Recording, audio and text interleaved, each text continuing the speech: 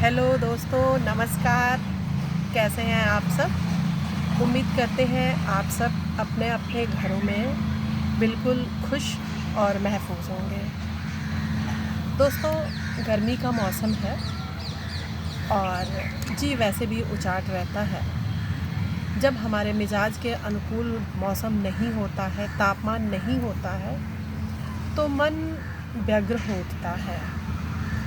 पर आपने कभी सोचा है कि अगर एक मौसम हमें इतना प्रभावित कर सकता है, तो परिस्थितियाँ हमें कितनी प्रभावित करती होंगी? कहने का मतलब कि जब परिस्थितियाँ हमारे अनुकूल होती हैं, तो हम तनाव मुक्त होते हैं। किन्हीं कारणों से अगर परिस्थितियाँ विषम हों, प्रतिकूल ना हों, तो ये चीज़ें हमारे स्वभाव में परिलक्षित होने लगती हैं। मतलब शरीर से तो हमें बीमारियां दिखती ही हैं, साथ ही साथ मानसिक अशांति भी, मानसिक पीड़ा भी देखने को मिलती है। साथियों देखो, हम इस बात पे आज चर्चा करने के लिए इसलिए आपके बीच आए हैं कि आज है 4 जून और 4 जून विश्व स्वास्थ्य संगठन द्वारा एक ऐसा डेट निर्धारित किया गया है जिस पर हम वैश्विक स्तर पर एक दिवस मनाते हैं, जिसका नाम होता है आक्रामकता के शिकार हुए मासूम बच्चों का अंतर्राष्ट्रीय दिवस। आक्रामकता यानी व्यवहार में आक्रामकता आना, चाहे वो क्रोधी होना, चिड़चिड़ापन होना या असामान्यता की स्थिति में ऐसा वह कार्य जिससे अगला व्यक्ति भी भयभीत हो सकता है या किसी प्रकार से तनाव में जीता हो।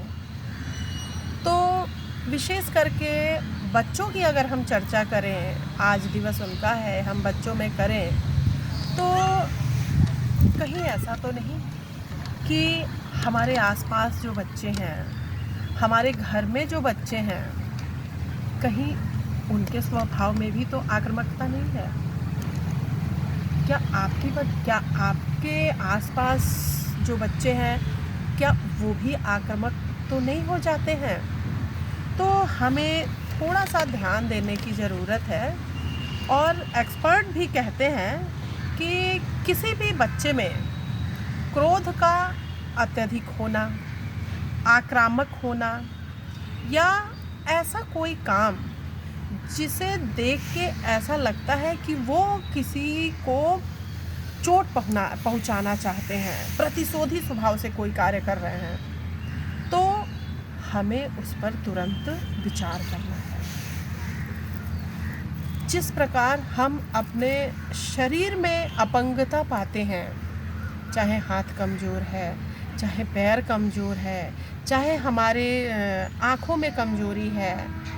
आज के तो लोग अपने बालों पर भी ध्यान देते हैं, अपनी स्किन पर भी ध्यान देते हैं।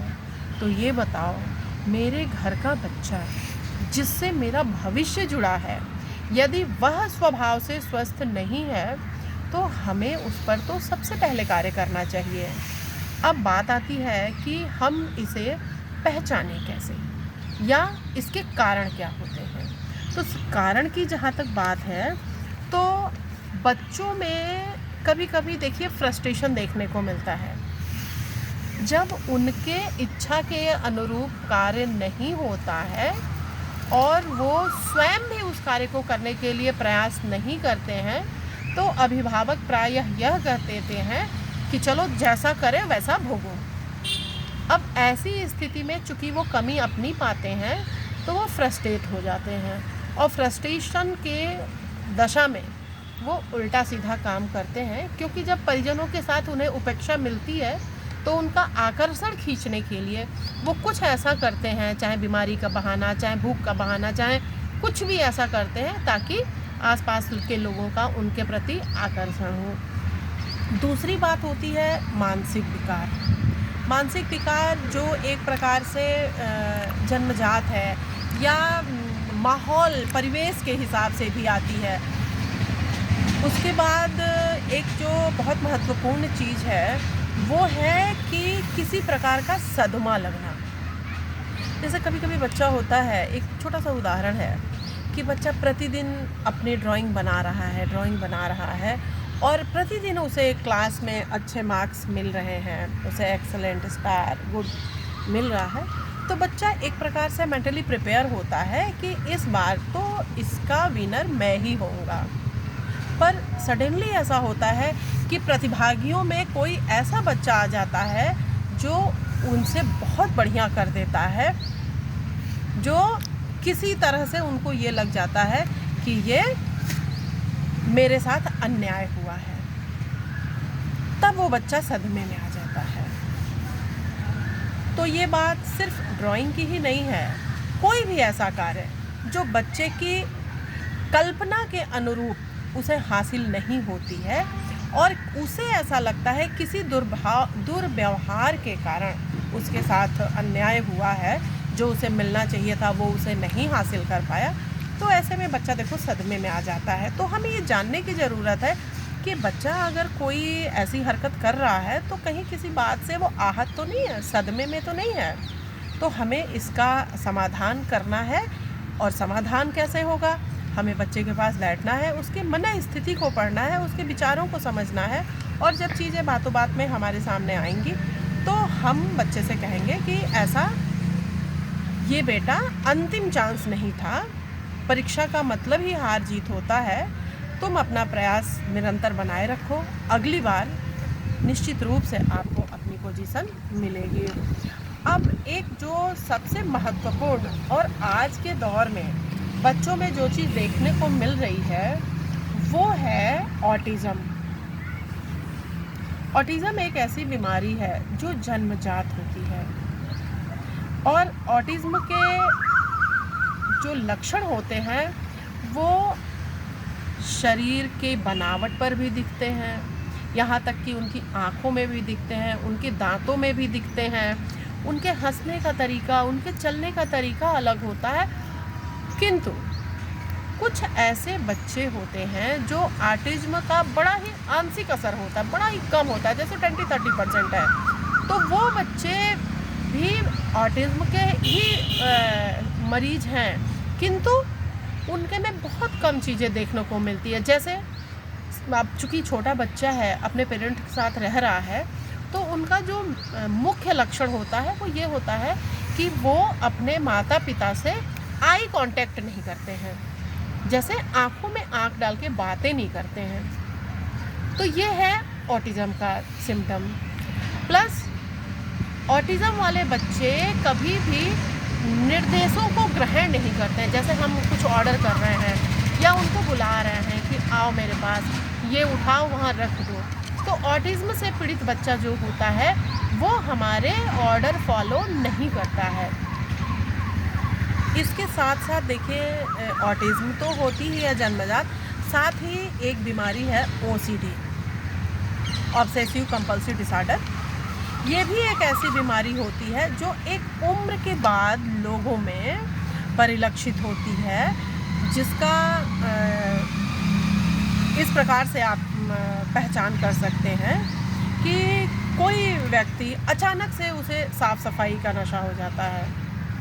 अब वो साफ़ सफाई घर, बिस्तर, टेबल, कुर्सी के साथ साथ वो अपने हाथों की सफाई भी बार बार करता है, कुछ भी छू के आएगा हाथ धुलेगा।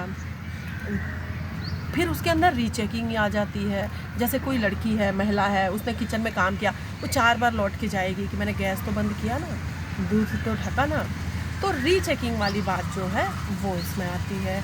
इसी तरह से जैसे ताला बंद किया कि नहीं, मैंने स्विच ऑफ किया कि नहीं, तो ये आता है OCD में। तो आज के दिन एक लंबे अंतराल के बाद मुझे आपसे मिलने की बेहद इच्छा इसलिए हुई कि चूँकि यह दिवस जब वैश्विक स्तर पर मनाया जा रहा है और विश्व के लोग ऐसे बच्चों को समझने के लिए, उन्हें एक अच्छा माहौल देने के लिए, उनके साथ मित्रवत व्यवहार करने के लिए प्रयासरत हैं, तो हम अपने आसपास के बच्चों को क्यों ना ये चीज़ देखें, क्यों ना ये समझें, क्यों ना उन्हें उचित माहौल दें।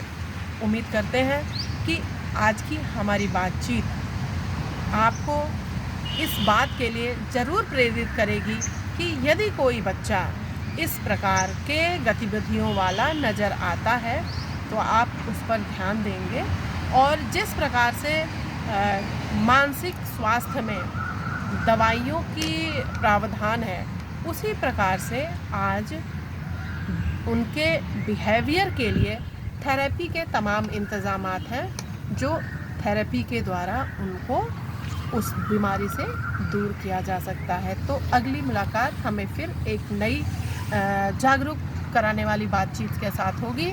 तब तक के लिए नमस्कार।